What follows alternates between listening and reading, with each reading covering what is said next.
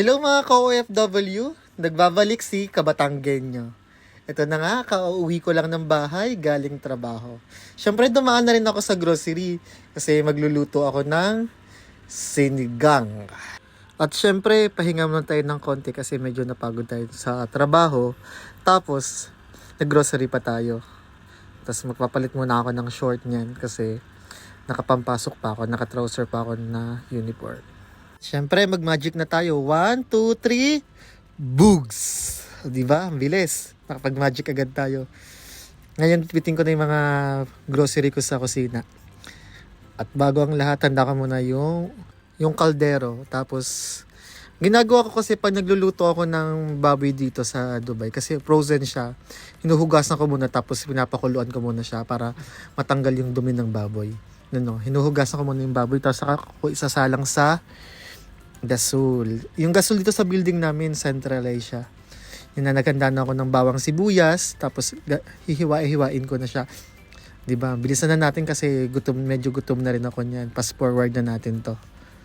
Hiwa-hiwa sibuyas, tapos hiwain si kamatis. Yung kamatis kalahati lang kasi yung kalahati niyan nabulok. Pero okay pa naman siya, kaya pwede pa naman siyang gamitin. Tapos si bawang, yan, medyo nagmamadali na ako dyan kasi hindi lang ako nagugutom, pati yung mga kasama ko sa bahay, mga kaibigan ko. Ayan. Pag nagluluto nga pala ako ng sinigang dito, ang inilalagay ko lamang ay sitaw sa pechay. Hindi ko na nilalagyan ng talong, ng labanos, saka ng okra. Kasi hindi rin naman nila kinakain, nasasayang lang. Kaya ito lang nilalagay ko. Mas mabilis lutuin pa kasi 2 gulay lang nakalagay. Tapos dito nga pala sa bahay kami magkakaibigan.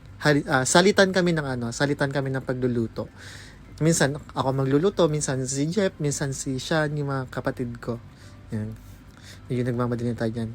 Medyo inisa-isa natin yung pechay kasi baka mamaya may uod pala or madumi. Mas magaling na yung chinecheck ng ayos. Yan. Pasensya na guys, napaka-seryoso ko dyan. Pero hindi naman talaga ako seryoso sa totoong buhay. Wala, ako lang kasi mag-isa sa kusina eh. Wala pa yung mga kaklase ko nagluluto din sa kusina. Mga classmate kasi yung mga tawag ko sa kanila pag sabay-sabay kami nagluluto. Yan. Tapos silabas na natin yung iba pa pang lahok. Sinigang mix saka pork cubes. Yan, nilabas ko na yung rice cooker ko kasi magsasayang ako. Yan, huhugasan ko muna yung rice cooker ko. Actually, dito, ang sinasaing ko 7 kasi ang dami namin kumakain. Tapos kasama na rin yung pambao namin saka pangkakain ng hapunan. Yan. Hugasan ko yung taklob. Actually guys, para sa aming mga OFW, mas okay sa amin na nagluluto kaysa kumain sa labas. Kasi, example, yung ibibili mong 10 dirham na pagkain sa labas, imagine, isang kainan lang yun. Kung bibili ka ng 10 dirham na chicken sa supermarket, pang 2 kainan na namin yun at may kasama na pa ring baon. Yan. Hinuhugasan ko na yung bigas. After nyan, hinuhugasan ko na. Medyo binibilisan ko ng konti kasi kawawa naman yung mga kapatid ko, gutom na. At ngayon kinuha ko na sa gas stove yung baboy. Yan o. Tinatanggal ko siya sa tubig niya. Tapos huhugasan ko yan. Tatanggalin ko yung mga nakakapit na dumi. Hanggang mawala yung nakakapit. Yan o. Ewan ko dyan. Napakaseryoso ko talaga dyan. Hindi naman ako seryoso sa buhay. Ayan. Di ba? Linis na linis yan. Wala talaga makikitang nakakapit na dumi sa baboy. Tapos, ilagay ko ng kasirola sa gas stove ulit. Lagyan ko ng mantika. Tapos, binuksan ko yung ilaw para malinaw sa vlog. Tapos, medyo lutuin natin ng konti yung mantika. Sunod natin ang bawang. Mekos-mekos natin after ilagay ang bawang. Dapat dami ata yung bawang ko. Yan, mekos-mekos. Pag nagluluto ako ng bawang, hindi ko siya masyadong sinusunog kasi pumapait siya.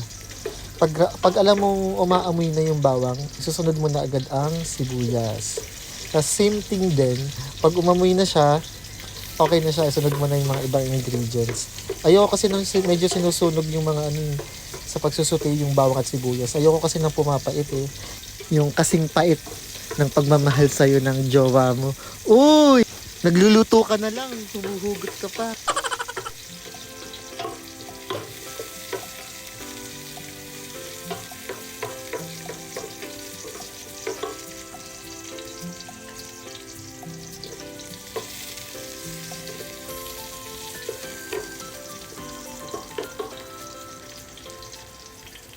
Tapos, isunod na natin ng kamatis. Yan. Isutay din natin siya. Imekos-mekos. Ilagay natin lahat ng kamatis. Actually, before hindi ako gumagamit ng kamatis kasi madaling nasisira ang sinigang. Pero nung nakuha ko yung tamang pagluluto ng sinigang na may kamatis at hindi agad napapanis, gumagamit na ako ng kamatis ngayon. Halo-haluin hanggang maluto na ang kamatis. Tapos after nyan, pwede na nating ilagay yung baboy na pinakuluan ko. Tapos sinugasan din. Kita nyo naman malinis na malinis yung baboy. Walang bahid ng dugo. Tapos medyo halu-haluin natin. Igisa lang natin ng konti. Tapos pag alam natin okay na, lagyan na natin ng tubig. Yan. Pakulayin natin ng konti. Ilagay ang sitaw. Actually, sitaw lang talaga ang nilalagay ko. Tulad ng nabanggit ko kanina, hindi ako naglalagay ng ibang gulay. Kundi sitaw lang at petchay. Yan. Tapos lagay na natin yung mga seasoning niya. Tulad ng sinigang mix sa gabi at nor pork cubes. Yan. Isa lang yung nilagay ko kasi ayaw ng mga kasama ko sa bahay ng sobrang asin. Gusto nila yung tama lang sa panlasa nila. Yan. Sige, saidin natin hanggang maubos. O, diba? Nag-magic ka na naman dyan. Haluin natin hanggang mawala yung powder. Diba? Halo-halo. Mabilis lang yan maluto kasi napakuluan ko na naman yung pork kanina eh. Yan. Pag kumukulo na, ilagay natin yung sili, ilagay natin yung petchay. Mabilis na lang yan. Kasi nilagay natin yung petchay. Actually, saka ko nilalagay ang petchay pag malapit na maluto yung sinigang natin kasi para hindi siya ma-overcook. Yan. Wait lang siguro tayo ng mga 2 to 3 minutes bago natin patayin yung gasol kasi okay na yan.